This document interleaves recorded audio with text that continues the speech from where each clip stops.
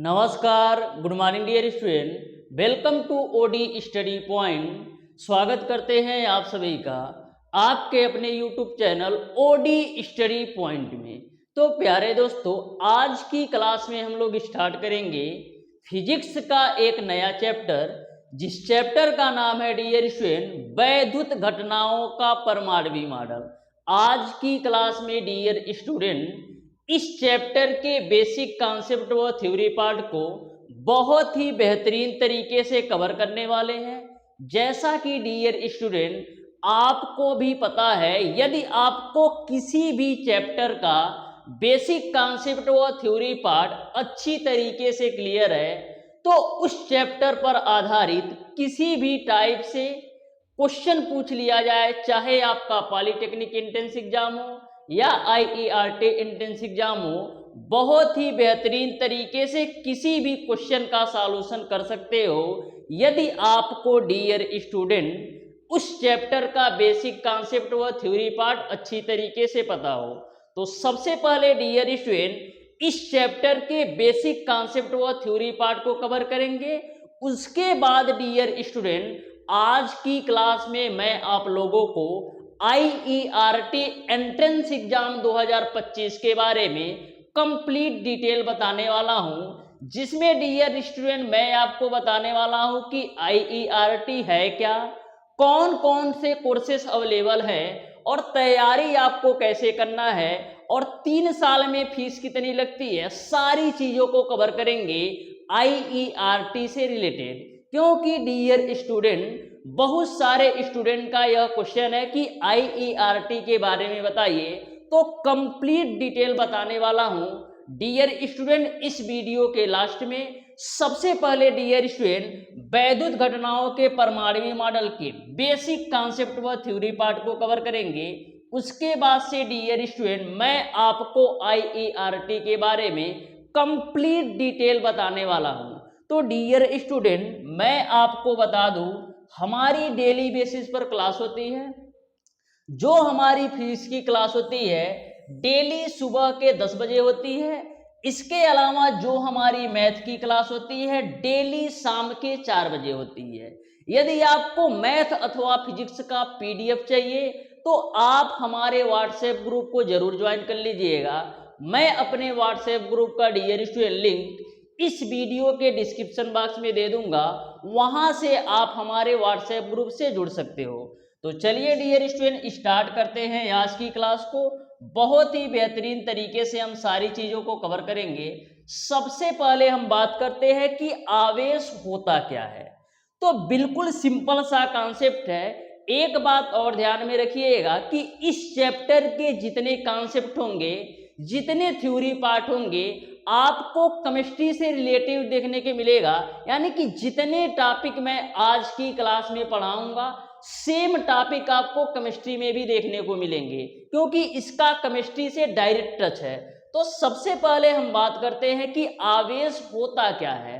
तो जब कोई भी तत्व डियर स्टूडेंट या तो इलेक्ट्रॉन को ग्रहण करता है या तो इलेक्ट्रॉन का त्याग करता है, तो उसमें एक प्रकार का विशेष गुण आ जाता है, इसी को हम आवेश कहते हैं। कोई भी आपका तत्व हो, या तो इलेक्ट्रॉन का ग्रहण करेगा या तो इलेक्ट्रॉन का त्याग करेगा, तो उस तत्व के अंदर एक विशेष प्रकार का गुण आ जाता है, उसे हम आवेश कहते हैं। अब बात ये आती है डियर स्टूडेंट कि कोई भी तत्व किस कंडीशन में इलेक्ट्रॉन का ग्रहण करता है और किस कंडीशन में इलेक्ट्रॉन का त्याग करता है। तो आपको पता है डियर स्टूडेंट कि कोई भी तत्व अपना अष्टक पूरा करना चाहता है। जैसे हम एग्जांपल से देखें, जैसे आपका सोडियम होता है डियर स्टूडेंट, जैसे आपका सोडियम होता है डियर स्टूडेंट, इसका जो परमाणु क्रमांक है वो आपका 11 होता है। यदि हम इलेक्ट्रॉनिक विन्यास करें तो 2, 8 और 1 होता है। यानी कि सोडियम के बाहरी कोश में, सोडियम के बाहरी कोश में एक इलेक्ट्रॉन ज्यादा है। यानी कि सोडियम को अपना अष्टक पूरा करने के लिए, अपनी बाहरी कोश में 8 इलेक्ट्रॉन प्राप्त करने के लिए यह एक इलेक्ट्रॉन किसी दूसरे को दे सकता है। तो डियर स्टूडेंट सोडियम के अंदर क्या है, सोडियम के अंदर इलेक्ट्रॉन त्यागने की क्षमता है, क्योंकि इसके अष्टक के अलावा एक इलेक्ट्रॉन ज्यादा है, यानी एक इलेक्ट्रॉन यदि किसी दूसरे के दे देगा तो इसका अष्टक पूरा हो जाएगा 2 और 8 के रूप में। तो आपको क्लियर समझ में आ गया होगा कि कोई भी तत्व इलेक्ट्रॉन का त्याग कब करता है, जब उसके बाहरी कोश में 8 इलेक्ट्रॉन से ज्यादा इलेक्ट्रॉन हो। देखो यहां पर 2 और 8 है, यानी कि सोडियम के बाहरी कोश में 8 इलेक्ट्रॉन है, यानी कि सोडियम ने अपना अष्टक पूरा कर लिया है। इसके अलावा एक इलेक्ट्रॉन इसके पास ज्यादा है, यानी सोडियम जो है एक इलेक्ट्रॉन किसी दूसरे तत्व को दे सकता है। तो सोडियम के अंदर इलेक्ट्रॉन त्यागने की क्षमता है और इलेक्ट्रॉन ग्रहण करने की क्षमता किस तत्व में होता है, जैसे आपका क्लोरीन हो गया, तो क्लोरीन का जो परमाणु क्रमांक होता है 17 होता है, इसका इलेक्ट्रॉनिक विन्यास करोगे तो 2, 8 और 7 होता है। यानी कि क्लोरीन को अपना अष्टक पूरा करने के लिए, क्लोरीन को बाहरी सेल में 8 इलेक्ट्रॉन पूरा करने के लिए एक इलेक्ट्रॉन की आवश्यकता है।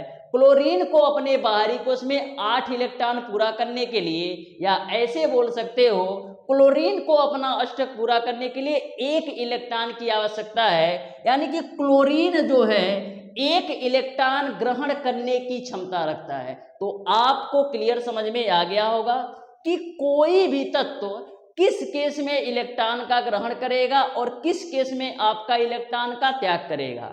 तो कोई भी तत्व यदि आपका इलेक्ट्रॉन का ग्रहण करता है या तो इलेक्ट्रॉन का त्याग करता है, तो उस तत्व के अंदर एक विशेष प्रकार का गुण आ जाता है, उसे हम आवेश कहते हैं। अब आपको क्लियर समझ में आ गया होगा कि किस कंडीशन में कोई भी तत्व इलेक्ट्रॉन का त्याग करेगा और किस कंडीशन में कोई भी तत्व आपका इलेक्ट्रॉन ग्रहण करेगा।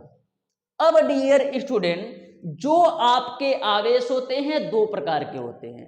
जो आपके आवेश होते हैं 2 प्रकार के होते हैं। एक आपका होता है धन आवेश और एक आपका है ऋण आवेश। धन आवेश कब होता है, जब कोई भी तत्व इलेक्ट्रॉन का त्याग करता है तो उस पर आपका धन आवेश आता है। जैसे आपका सोडियम है, एक इलेक्ट्रॉन का त्याग करेगा तो इस पे आपका एक इलेक्ट्रॉन का धनावेश आ जाएगा, यानी कि हम Na पर +1 लिख सकते हैं। तो धनावेश कब होता है, जब कोई भी तत्व यदि इलेक्ट्रॉन का त्याग करता है तो उस पर आपका धनावेश आता है। जैसे सोडियम एक इलेक्ट्रॉन का त्याग कर सकता है तो इस पे Na पर +1 आ जाएगा, क्योंकि इन्होंने एक इलेक्ट्रॉन का त्याग किया, इन्होंने एक इलेक्ट्रॉन किसी दूसरे को दिया। उसी प्रकार से जो आपका ऋणावेश होता है वो क्या होता है, जब कोई भी तत्व यदि आपका इलेक्ट्रॉन ग्रहण करता है, कोई भी तत्व हो यदि आपका इलेक्ट्रॉन ग्रहण करता है तो उस कंडीशन पर उस पर ऋणावेश आ जाता है। जैसे क्लोरीन आपका है तो क्लोरीन के बाहरी सेल में 7 इलेक्ट्रॉन है, यानी कि क्लोरीन को अपना अष्टक पूरा करने के लिए एक इलेक्ट्रॉन की आवश्यकता है। एक इलेक्ट्रॉन की आवश्यकता है तो एक इलेक्ट्रॉन यदि हम क्लोरीन को दे देंगे ना तो क्लोरीन पर -1 आ जाएगा, यानी कि क्लोरीन ने एक इलेक्ट्रॉन ग्रहण कर लिया है, क्लोरीन ने एक इलेक्ट्रॉन का ग्रहण कर लिया है। तो आपको आवेश के बारे में समझ में आ गया होगा कि आवेश होता क्या है, आवेश कितने टाइप के होते हैं और किस कंडीशन में कोई भी तत्व इलेक्ट्रॉन का ग्रहण करता है और किस कंडीशन में कोई भी तत्व इलेक्ट्रॉन का त्याग करता है। अब आ जाओ आगे डियर स्टूडेंट, आवेश से संबंधित कुछ महत्वपूर्ण तत्वों के बारे में बात करते हैं। हमेशा ध्यान में रखिएगा कि जो आपके धन आवेश और ऋण आवेश होते हैं ना, हमेशा साथ साथ चलते हैं, हमेशा साथ साथ चलते हैं और हमेशा बराबर भी होते हैं। ऐसा इसलिए होता है डियर स्टूडेंट, जैसे मैं ले लूं कोई भी प्रोडक्ट, मैंने ले लिया NaCl, तो Na के बाहरी शेल में कितने इलेक्ट्रॉन होते हैं, यदि हम Na का इलेक्ट्रॉनिक विन्यास करेंगे तो 2, 8 और 1 होगा, और क्लोरीन का इलेक्ट्रॉनिक विन्यास करेंगे तो 2, 8 और 7 होगा। यानी कि हमारे सोडियम के पास एक इलेक्ट्रॉन ज्यादा है और क्लोरीन के पास एक इलेक्ट्रॉन कम है, सोडियम के पास एक इलेक्ट्रॉन ज्यादा है और क्लोरीन के पास एक इलेक्ट्रॉन कम है, तो होगा क्या, सोडियम अपना एक इलेक्ट्रॉन क्लोरीन को दे देगा, सोडियम अपना एक इलेक्ट्रॉन क्लोरीन को दे देगा। तो जैसे सोडियम क्लोरीन को एक इलेक्ट्रॉन देगा तो सोडियम पर आपका प्लस का 1 चार्ज आ जाएगा।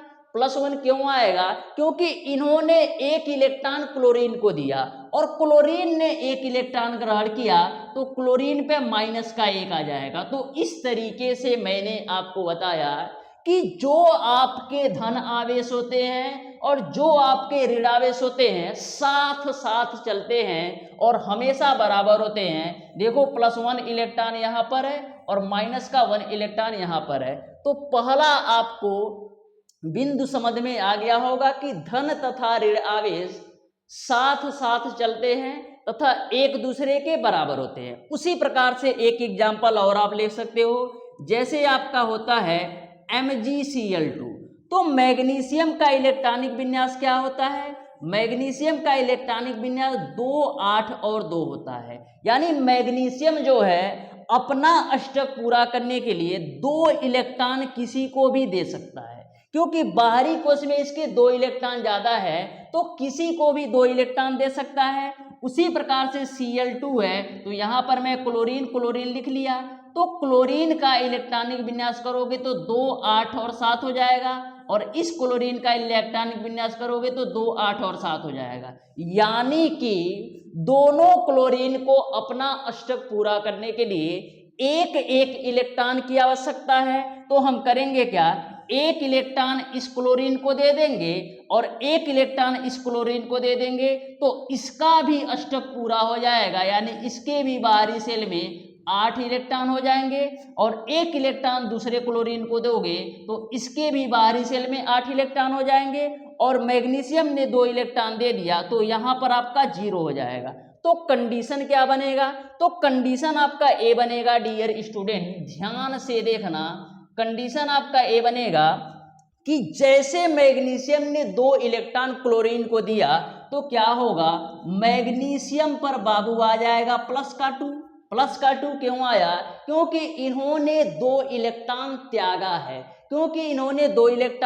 है, और Cl2 पर कितना आएगा, -2, क्योंकि एक इलेक्ट्रॉन आपका पहला क्लोरीन लिया है और एक इलेक्ट्रॉन आपका दूसरा क्लोरीन लिया है, यानी Cl2 पर -2 आ जाएगा। तो इस तरीके से आपके जो धन आवेश होते हैं और ऋण आवेश होते हैं दोनों साथ साथ चलते हैं और दोनों जो है धन आवेश और ऋण आवेश एक दूसरे के बराबर भी होते हैं। तो पहला पॉइंट आपको समझ में आ गया होगा। दूसरा पॉइंट आपका एक आता है कि जो आपके समान प्रकार के आवेश होते हैं, जैसे आपका प्लस हो गया या माइनस हो गया, तो समान प्रकार के जो आवेश होते हैं ना एक दूसरे को प्रतिकर्षित करते हैं। समान प्रकार के जो आवेश होते हैं एक दूसरे को प्रतिकर्षित करते हैं, वहीं पर असमान प्रकार के आवेश या विपरीत प्रकार के जो आवेश होते हैं ना एक दूसरे को आकर्षित करते हैं। जैसे आपका -+ हो गया और +- हो गया, तो यदि आपके विपरीत प्रकार के आवेश है, यानी एक आवेश पॉजिटिव है और दूसरा आवेश निगेटिव है, तो ऐसे कंडीशन में एक दूसरे को आकर्षित करेंगे और समान प्रकार के आवेश हैं तो एक दूसरे को प्रतिकर्षित करेंगे। तो दूसरा पॉइंट भी आपको समझ में आ गया होगा। तीसरा पॉइंट आपका क्या कहता है, किसी वस्तु के विद्युतीकरण के लिए इलेक्ट्रॉन ही उत्तरदायी होते हैं तथा आवेशन की क्रिया इलेक्ट्रॉनों के स्थानांतरण के फलस्वरूप होता है। जैसा कि मैंने बताया कि इलेक्ट्रॉनों का जो स्थानांतरण है वो आपका इलेक्ट्रॉनों के स्थानांतरण के फलस्वरूप होता है। जैसे यहाँ पर देखो एक इलेक्ट्रॉन स्थानांतरित हो गया किसके पास, क्लोरीन के पास। तो यही इसने तीसरे पॉइंट में बोला है कि किसी भी वस्तु के विद्युतीकरण के लिए इलेक्ट्रॉन ही उत्तरदायी होते हैं तथा आवेशन की जो क्रिया होती है ना इलेक्ट्रॉनों के स्थानांतरण के फलस्वरूप होता है। तो तीसरा पॉइंट आपको समझ में आ गया होगा। चौथा पॉइंट आपका ये है कि एक इलेक्ट्रॉन पर जो आवेश होता है ना वो आपका 1.6 × 10⁻⁻⁻19 कूलाम के बराबर होता है। एक इलेक्ट्रॉन पर जो आवेश होता है 1.6 गुणे 10⁻⁻19 कूलाम के आवेश के बराबर होता है, जिसको हम E बराबर 1.6 गुणे 10⁻⁻19 भी ले सकते हैं। तो आपको आवेश से संबंधित सारी बातें अच्छी तरीके से समझ में आ गई होंगी। अब आ जाओ आगे डियर स्टूडेंट। नेक्स्ट हम बात करते हैं कि चालक क्या होता है। तो चालक और अचालक को आप ध्यान से समझिएगा, बहुत ही बेहतरीन कॉन्सेप्ट है। चालक होता क्या है? कुछ पदार्थ ऐसे होते हैं जिनमें हम आवेश का प्रवाह ना बिल्कुल सुगमता से कर सकते हैं। कुछ पदार्थ आपको ऐसे देखने को मिलेंगे जिसमें हम आवेश का प्रवाह सुगमता से कर सकते हैं, तो उन्हें हम क्या कहते हैं? चालक कहते हैं। और कुछ पदार्थ ऐसे होते हैं जिनमें हम आवेश का प्रवाह सुगमता से नहीं कर सकते हैं, उन्हें हम अचालक कहते हैं। जैसे चालक में आपका आ गया सोना हो गया, चांदी हो गया, तांबा हो गया, लोहा हो गया। तो ये सारे चालक हो गए। चालक क्यों हुए? क्योंकि इनमें आवेश का जो प्रवाह है ना बिल्कुल सरलता से हो जाता है, बिल्कुल सुगमता से आवेश का प्रवाह हो जाता है, उसे हम चालक कहेंगे। और जिन पदार्थों में आवेश का प्रवाह सुगमता से नहीं हो पाता है, उसे हम क्या कहते हैं? अचालक कहते हैं। जैसे आपका रबड़ हो गया, कागज हो गया, लकड़ी हो गया। तो इन सब में रबड़, कागज और लकड़ी में हम लोग आवेश का प्रवाह सरलता से नहीं कर सकते हैं, तो इन्हें हम अचालक कहते हैं। तो चालक और अचालक में अंतर समझ में आ गया होगा कि जो आपका चालक होता है इसमें हम आवेश का प्रवाह सुगमता से कर सकते हैं, और जो आपका अचालक होता है इसमें हम आवेश का प्रवाह सुगमता से नहीं कर सकते हैं। तो पहला पॉइंट आप अच्छी तरीके से ध्यान में रखना कि जो आपके चालक होते हैं इसमें आपका आवेश का प्रवाह सुगमता से हो जाता है, और जो आपके अचालक होते हैं इसमें आपका आवेश का प्रवाह सुगमता से नहीं होता है। चालक का एग्जाम्पल मैंने आपको बता दिया कि जो चालक का एग्जाम्पल है सोना है, पीतल है, चांदी है,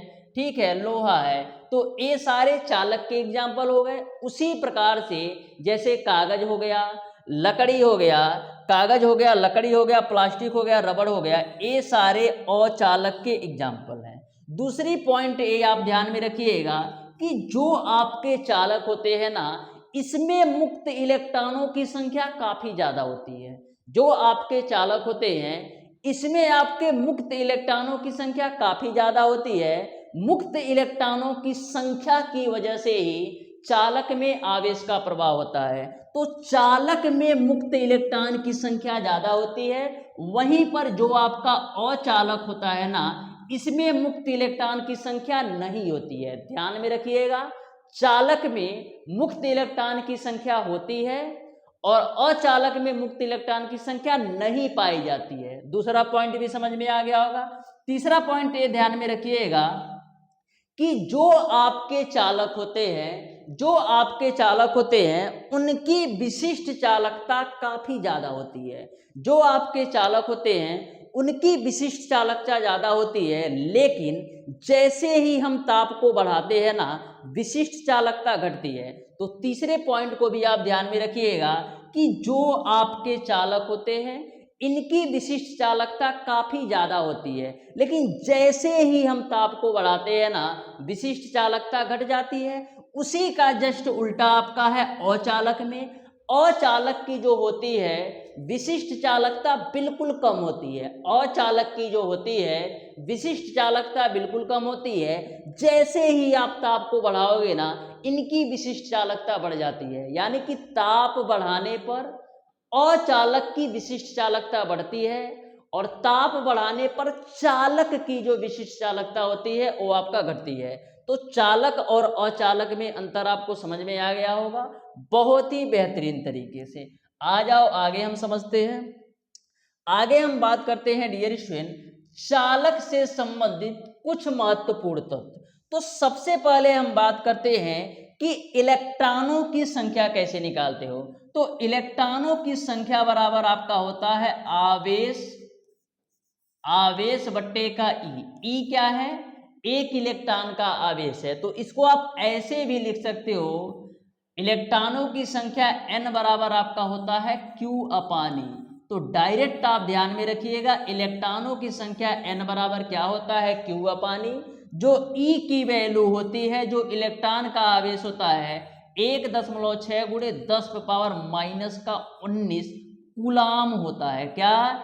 1.6 गुणे 10⁻⁻19 कूलाम होता है। यहां से डियर स्टूडेंट आप Q बराबर Ne भी लिख सकते हो, Q बराबर Ne भी लिख सकते हो।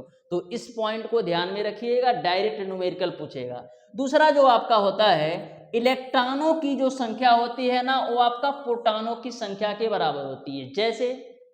जैसे मैं बोलूं डियर स्टूडेंट कि आपका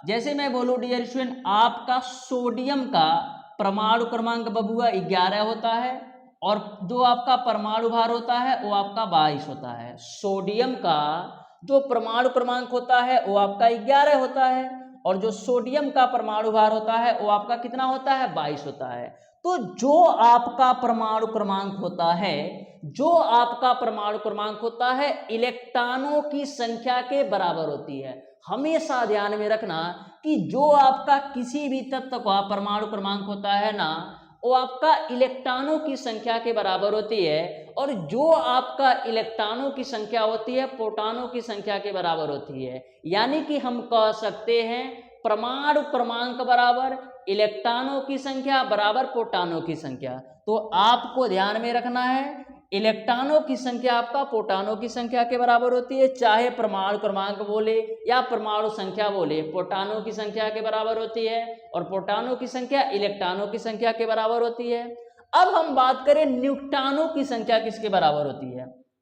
तो न्यूट्रॉनों की संख्या निकालने के लिए आप क्या करोगे, न्यूट्रॉनों की संख्या निकालने के लिए हम करते क्या हैं, द्रव्यमान संख्या में से परमाणु क्रमांक को घटा दो। यदि आपको किसी भी तत्व में न्यूट्रॉनों की संख्या निकालना है ना, तो द्रव्यमान संख्या में से परमाणु क्रमांक घटा दो। जैसे आपका सोडियम का परमाणु भार या द्रव्यमान संख्या 22 है, और परमाणु क्रमांक आपका 11 है, तो 22 में से 11 घटाओगे तो 11 मिल जाएगा। यानी कि जो आपका सोडियम है, इसमें जो न्यूट्रॉनों की संख्या हो जाएगी वो आपका 11 है। एक बात और आपके दिमाग में चल रहा होगा कि कभी कभी हम इस तरीके से भी लिखते हैं, जैसे मैंने लिख दिया, जैसे डियर स्टूडेंट मैंने लिख दिया, यहाँ पर ध्यान से समझिएगा। जैसे सोडियम का परमाणु क्रमांक 11 है और परमाणु भार आपका 23 होता है, तो सोडियम के अंदर होता क्या है, परिवर्ती संयोजकता शो करता है। यानी कि सोडियम जो होता है परिवर्ती संयोजकता शो करता है, यानी कि इसका जो परमाणु भार है ना वो बदलता रहता है। तो ऐसे कंडीशन में यदि ये सोडियम का परमाणु क्रमांक 11 हो और परमाणु भार 23 हो, ऐसे कंडीशन में यदि हम न्यूट्रॉनों की संख्या की बात करें तो क्या होगा, 23 में से 11 घटाओगे तो 12 हो जाएगा। तो आपको बिल्कुल कंफ्यूज नहीं होना है, यहां तक आपको समझ में आ गया होगा। उसी प्रकार से जैसे आपने न्यूट्रॉनों की संख्या बराबर क्या निकाला है, परमाणु भार माइनस का परमाणु क्रमांक, उसी प्रकार से डियर स्टूडेंट यदि आपको परमाणु भार निकालना हो तब कैसे निकालोगे, परमाणु भार यदि आपको निकालना है तब कैसे निकालोगे। तो परमाणु भार निकालने के लिए हम क्या करेंगे, न्यूट्रॉनों की संख्या में हम परमाणु क्रमांक या इलेक्ट्रॉनों की संख्या या प्रोटॉनों की संख्या जोड़ सकते हैं। तो परमाणु भार बराबर आपका हो जाएगा न्यूट्रॉनों की संख्या प्लस का आपका हो जाएगा प्रोटॉनों की संख्या। और आपको पता है कि जो प्रोटॉनों की संख्या होती है इलेक्ट्रॉनों की संख्या के बराबर होती है, और जो इलेक्ट्रॉनों की संख्या होती है वो आपका परमाणु क्रमांक के बराबर होता है। यानी कि प्रोटॉन के जगह पर इलेक्ट्रॉन भी आ सकता है और इलेक्ट्रॉन के जगह पर परमाणु क्रमांक आ जा सकता है। तो यहां तक आपको सारी बातें क्लियर है। अब आ जाना डियर स्टूडेंट, आगे हम बात करते हैं आपका अर्धचालक होता क्या है। तो जो आपके अर्धचालक होते हैं डियर स्टूडेंट, इनकी जो चालकता होती है ना चालकों से कम होती है। जो आपके अर्धचालक होते हैं इनकी जो चालकता होती है ना चालकों से तो कम होती है लेकिन अचालकों से ज्यादा होती है। यानी कि जो आपके अर्धचालक होते हैं अचालक और चालक दोनों की तरह व्यवहार करते हैं, क्योंकि इनकी जो चालकता होती है चालकों से कम होती है लेकिन अर्धचालकों से ज्यादा होती है। जैसे ही आप किसी भी अर्धचालक का ताप बढ़ाओगे ना, जैसे ही आप किसी भी अर्धचालक का ताप बढ़ाओगे ना तो इसमें मुक्त इलेक्ट्रॉनों की संख्या बढ़ जाती है। कोई भी अर्धचालक ले लो, जैसे ही आप इनमें ताप बढ़ाओगे ना तो जो मुक्त इलेक्ट्रॉनों की संख्या है बढ़ जाएगी। तो जैसे ही मुक्त इलेक्ट्रॉनों की संख्या बढ़ जाती है ना तो ये जो है चालक और अचालक दोनों की तरफ व्यवहार करने लगते हैं। तो अर्धचालक आपको ध्यान में रखना है कि जो आपके अर्धचालक होते हैं इनकी चालकता चालकों से तो कम होती है लेकिन अचालकों से ज़्यादा होती है। जैसे ही आप अर्धचालक का ताप बढ़ाओगे, जैसे ही अर्धचालक का आप ताप बढ़ाओगे तो इसमें मुक्त इलेक्ट्रॉनों की जो संख्या है ना वो बढ़ जाती है। तो जैसे ही मुक्त इलेक्ट्रॉनों की संख्या बढ़ जाती है तो ये चालक और अचालक दोनों की तरह व्यवहार करने लगते हैं। उदाहरण के रूप में जैसे जर्मेनियम हो गया, सिलिकॉन हो गया, आर्सेनिक हो गया, एंटीमनी हो गया। तो चारों आपको ध्यान में रखना है। क्वेश्चन बनता है कि अर्धचालक है, 3 चालक आपको दे देगा, जैसे आपको दे देगा बाबू तांबा दे देगा और कह देगा चांदी है और आपका लोहा है और एक ऑप्शन आपको दे देगा जर्मेनियम। मान लो पूछेगा निम्न में जर्मेनियम, बोलेगा निम्न में कौन सा अर्धचालक है। तो आपको जब पता रहेगा कि हमारे जर्मेनियम, सिलिकॉन, आर्सेनिक और एंटीमनी अर्धचालक हैं तभी तो आप ऑप्शन नंबर डी चेक करोगे। तो ध्यान में रखिएगा आपके जो अर्धचालक है अच्छी तरीके से आपको याद होना चाहिए कि कौन कौन से अर्धचालक होते हैं। अब आ जाओ आगे डियर स्टूडेंट, आगे हम बात करते हैं कि दो बिंदु आवेशों के बीच बल क्या होता है। तो जो आपका दो बिंदु आवेशों के बीच बल होता है ना, चाहे हम आकर्षण बल की बात करें चाहे हम प्रतिकर्षण बल की बात करें, दो बिंदु आवेशों के बीच चाहे हम आकर्षण बल की बात करें चाहे हम प्रतिकर्षण बल की बात करें, तो जो आपका दो बिंदु आवेशों के बीच आकर्षण बल अथवा प्रतिकर्षण बल होता है ना वो आपका किसके बराबर होता है। जो आपका दो बिंदुओं के बीच आकर्षण बल अथवा प्रतिकर्षण बल होता है ना वो आपका अनुक्रमानुपाती होता है दोनों आवेशों के गुणनफल के, यानी कि F बराबर F डायरेक्टली प्रोपोर्शनल टू हम क्या लिख सकते हैं Q1 गुणे Q2 लिख सकते हैं। तो हमेशा ध्यान में रखिएगा दो बिंदु आवेशों के बीच जो आपका आकर्षण बल होता है और प्रतिकर्षण बल होता है दोनों आवेशों के गुणनफल के अनुक्रमानुपाती होता है। और जो आपका दो बिंदु आवेशों के बीच आकर्षण बल अथवा प्रतिकर्षण बल होता है इन दोनों आवेशों के बीच के दूरी के वर्ग के व्युत्क्रमानुपाती होता है। हमेशा ध्यान में रखिएगा कि जो आपका दो बिंदु आवेशों के बीच आकर्षण बल होता है वो आपका डियर स्टूडेंट आवेशों के गुणनफल के अनुक्रमानुपाती होता है और इन दोनों आवेशों के बीच की दूरी के वर्ग के व्युत्क्रमानुपाती होता है। तो इसको आप मान लो समीकरण 1 है और इसको आप मान लो समीकरण 2 है। तो समीकरण 1 और 2 से हम क्या लिख सकते हैं, F बराबर आपका आ जाएगा एक आपका K नियतांक आता है, F बराबर आपका एक K नियतांक आता है Q1 Q2 divided by R square. तो ध्यान में रखिएगा दो बिंदु आवेशों के बीच जो लगने वाला आकर्षण बल अथवा प्रतिकर्षण बल होता है F बराबर आपका होता है K Q1 Q2 अपन R स्क्वायर। जो आपका K है डियर स्टूडेंट क्या है, K आपका एक प्रकार का नियतांक है। क्या है, K आपका एक प्रकार का नियतांक है। K की जो वैल्यू होती है वो आपका 1/4 पाई एप्सिलॉन 0 होता है। K की जो वैल्यू होती है 1/4 पाई एप्सिलॉन 0 होता है। अब आपको बताना है कि 1/4 पाई एप्सिलॉन 0 किसके बराबर है। इसका आंसर कमेंट बॉक्स में बताना कि 1/4 पाई एप्सिलॉन 0 की वैल्यू किसके बराबर है। तो इस तरीके से डियर स्टूडेंट जो आपका वैद्युत घटनाओं का परमाणु मॉडल था, जितने भी बेसिक कॉन्सेप्ट व थ्योरी पार्ट थे मैंने बहुत ही बेहतरीन तरीके से कवर करने का प्रयास किया है। अब डियर स्टूडेंट मैं आप लोगों को बहुत ही बेहतरीन तरीके से बताने वाला हूं डियर स्टूडेंट कि आपका IERT होता क्या है, कैंपस प्लेसमेंट किस तरीके से होता है, 3 साल में फीस कितनी लगती है और सारी चीज़ें, यानी कि आपको मैं कंप्लीट डिटेल बताने वाला हूं IERT के बारे में, तो ध्यान से समझिएगा जिससे आपको सारी चीज़ें अच्छी तरीके से समझ में आ सके। तो ध्यान से समझिएगा, तो बहुत ही बेहतरीन तरीके से कवर करेंगे, आप ध्यान से समझना।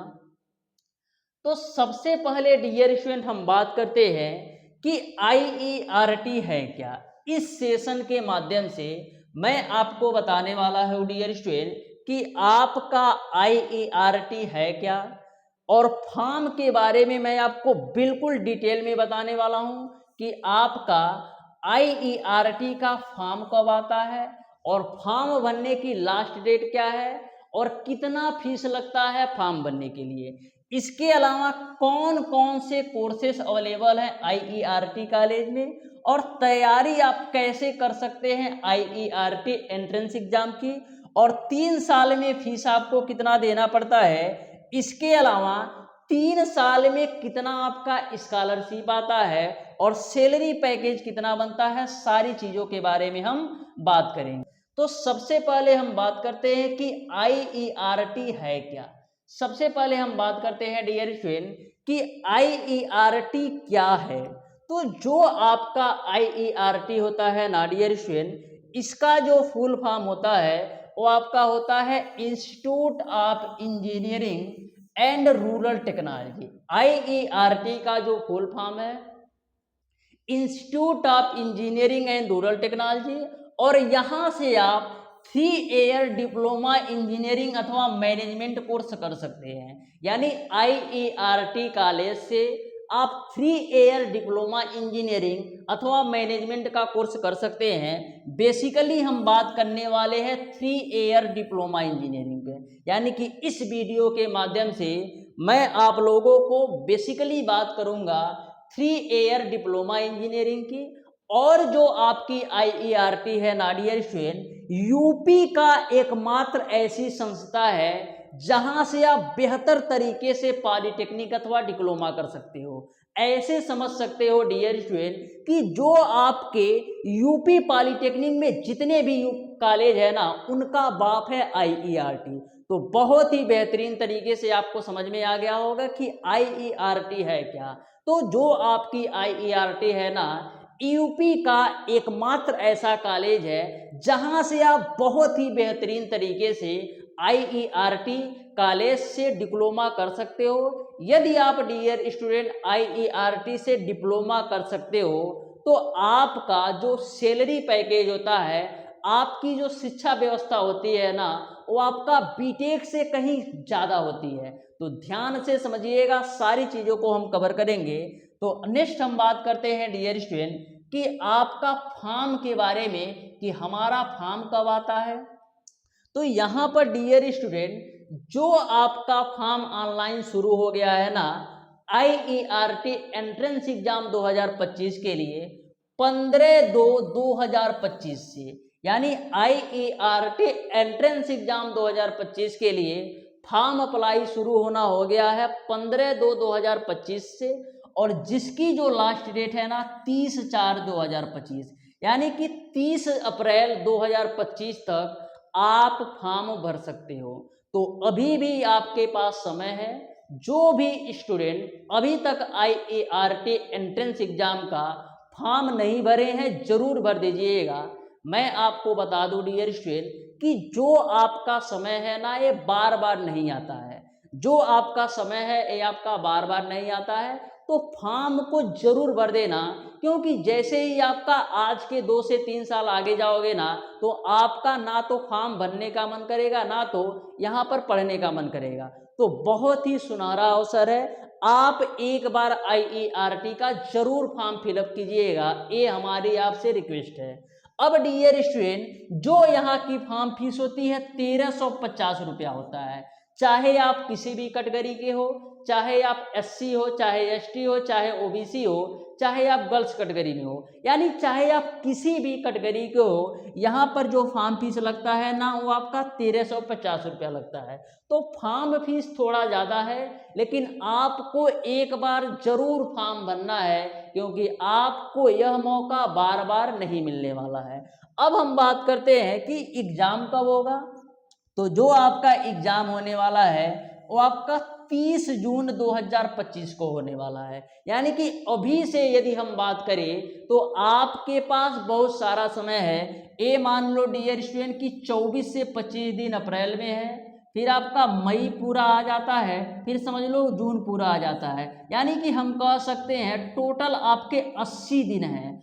80 दिन में इस तरीके से तैयारी कर लोगे ना कि आप IERT में 100% सिक्योर सिलेक्शन ले लोगे।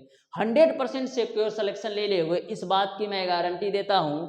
80 दिन भी आपके पास बहुत काफ़ी है। मैं आपको बताऊं डियर स्टूडेंट, ऐसे ऐसे हमारे स्टूडेंट हैं जो अभी IERT कॉलेज में पढ़ाई कर रहे हैं। जैसे श्रेयल अग्रहरी है, ये आपका मैकेनिकल प्रोडक्शन से IERT कॉलेज में सेकेंड ईयर में है।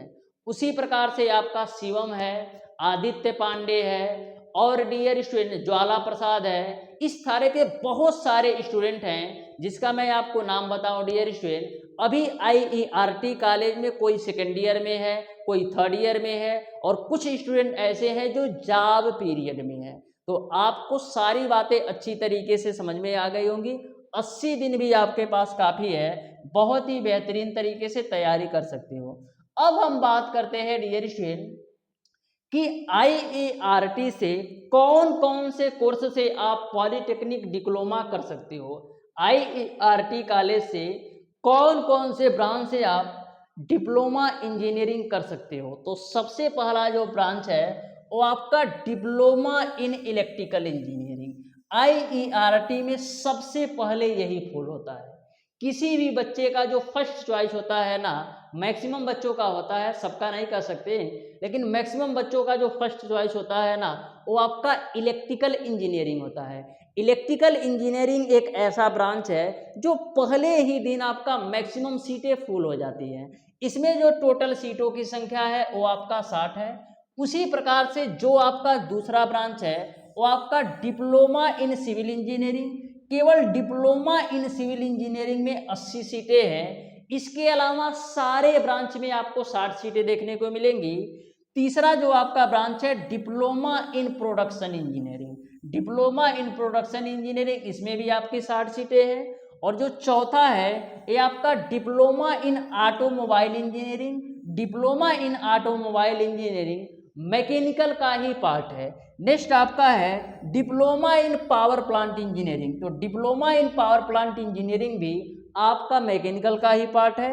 और नेक्स्ट आपका है diploma in refrigeration and air conditioning, ये भी आपका मैकेनिकल का ही पार्ट है जिसमें आपकी 60 सीटें हैं। ठीक है, यहाँ तक आपको क्लियर है। नेक्स्ट आपका है डिप्लोमा इन टूल इंजीनियरिंग। तो जो आपका टूल इंजीनियरिंग है ये भी आपका मैकेनिकल का ही पार्ट है। नेक्स्ट आपका है डिप्लोमा इन कंस्ट्रक्शन टेक्नोलॉजी। तो जो आपका कंस्ट्रक्शन टेक्नोलॉजी है, नाम से ही पता चल रहा है कि ये आपका सिविल इंजीनियरिंग है। टोटल आपको 13 ब्रांच देखने को मिलेंगे। 1 2 3 4 5 6 7 8, 5 ब्रांच और आपको देखने को मिलेंगे। यानी कि IERT कॉलेज से आप 13 ब्रांच से डिप्लोमा कर सकते हो। तो बहुत ही बेहतरीन तरीके से, बहुत ही बेहतरीन संस्था है।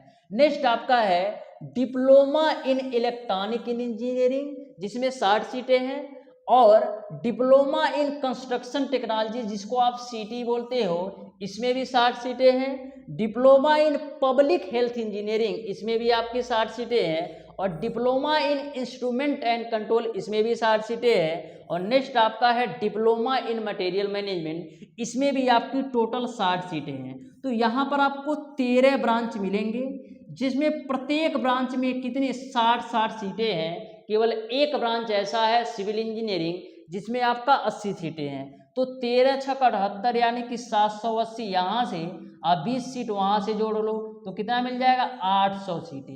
यानी 800 सीटें हैं IERT कॉलेज में। लेकिन इस बात की मैं आपको गारंटी देता हूँ, यदि आप शिद्दत के साथ, लगन के साथ मेहनत करोगे ना तो 100% श्योर सिलेक्शन होगा। इस बात की मैं आपको गारंटी देता हूँ। ऐसा बहुत सारा प्रमाण है डियर स्टूडेंट कि मैंने 2023, 2024 और ऑफलाइन क्लास से भी बहुत ज़्यादा सिलेक्शन दिया है। बहुत ही बेहतरीन तरीके से। मैं आप लोगों के समय को ध्यान में रखते हुए इन सारी चीज़ों पर बात नहीं करता हूँ। अब आ जाओ डियर स्टूडेंट, नेक्स्ट हम बात करते हैं कि तैयारी कैसे करें।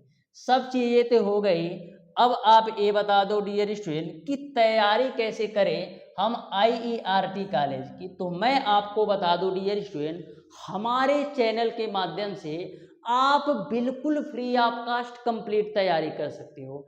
हमारे चैनल के माध्यम से डियर स्टूडेंट आप बिल्कुल फ्री ऑफ कास्ट कंप्लीट तैयारी कर सकते हो, चाहे आप IERT क्या करना चाहो या पॉलीटेक्निक का। लेकिन मैं बोलूँगा कि जो भी स्टूडेंट पॉलीटेक्निक का तैयारी कर रहे हैं ना, वे IERT का फॉर्म जरूर डालें डियर स्टूडेंट, क्योंकि बहुत ही बेहतरीन संस्था है। तो यहाँ पर हम बात करते हैं कि तैयारी कैसे करना है। तो डियर स्टूडेंट, पिछले 5 सालों से मैं आप लोगों के लिए YouTube पर बिल्कुल फ्री ऑफ कास्ट कंप्लीट तैयारी करवा रहा हूँ, चाहे आपका IERT एंट्रेंस एग्जाम हो या पॉलीटेक्निक एंट्रेंस एग्जाम हो। 2024 में भी मैंने IERT के लिए बहुत ही बेहतरीन तरीके से कंप्लीट तैयारी करवाया है, और इसके अलावा 2025 में भी मैं आप लोगों को बहुत ही बेहतरीन तरीके से सारी चीज़ों को कवर करा रहा हूँ, जिसमें आपका मैथ का डियर स्टूडेंट 80% सिलेबस मैंने कंप्लीट करवा दिया है। मैथ का 80% सिलेबस कंप्लीट करा दिया है। वहीं पर हम बात करें फिजिक्स का, तो फिजिक्स का भी डियर स्टूडेंट मैंने 80% सिलेबस कंप्लीट करा दिया है। और सिलेबस में किस तरीके से कंप्लीट कराता हूँ ये सबको पता है। सिलेबस में किस तरीके से कंप्लीट कराता हूँ ये सबको पता है। सबसे पहले सभी चैप्टर के बेसिक कॉन्सेप्ट व थ्योरी पार्ट को कवर कराता हूँ। उसके बाद से डियर स्टूडेंट टोटल क्वेश्चन का सॉल्यूशन करवाता हूँ, टोटल क्वेश्चन का सॉल्यूशन, यहाँ तक कि डियर स्टूडेंट कि जो आपके एग्जाम्पल वाले क्वेश्चन होते हैं या किसी और बुक में अच्छे क्वेश्चन होते हैं उन क्वेश्चन को भी करवाता हूँ। और डियर स्टूडेंट की जो आपकी केमिस्ट्री बची, तो केमिस्ट्री को भी मैं बहुत जल्द स्टार्ट करने वाला हूँ। मैं आपको बता दूं कि सिलेबस के अनुसार फिजिक्स, केमिस्ट्री और मैथ को मैं आपको अप्रैल के लास्ट तक पूरी तरह से कंप्लीट करा दूंगा, वो भी कहाँ पर, यूट्यूब पर। तो किसी भी पेड कोर्स लेने की बिल्कुल ज़रूरत नहीं है, आप बिना पेड कोर्स के बिल्कुल फ्री ऑफ कास्ट कंप्लीट तैयारी कर सकते हो।